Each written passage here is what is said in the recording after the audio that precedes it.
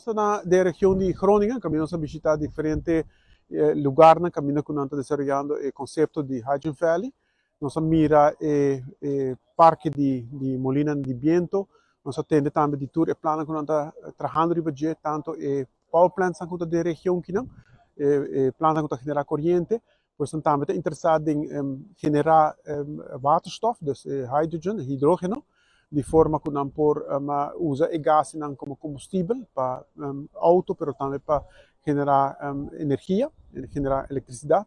Bom lugar para visitar, caminhos da Waco, com Hydrogen Valley, depois todo o conceito de produzir hydrogen e usar para energia, mas também para mobilidade, para autotransporte. Então, caminho que nós para Waco, exemplo bonito do último dia, que não somente que não de parte de rond de Delfzijl e também parte que nós temos power plants, mas também da região de banda de aeroporto, Eilde, caminho também nós para Waco, pilot projects que nós temos também na bus regional, transporte regional.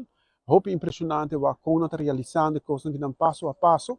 E me quero dizer que isso serve como bom exemplo para nós na Aruba. Caminho também nós vamos iniciar o conceito que não iniciar o processo que não caminho nós vamos chegar toch na desarrollar nós mesmo Hydrogen Valley de parte sul-oeste de nossa isla, da região de San Nicolás, de terreno de refinaria. Pois nós hobby positivo para o que nós mira aqui não, e que nós seguro que junto com stakeholders, nosso governo, nosso ministro, então que nós vamos desarrollar o plano que não de seguinte semana.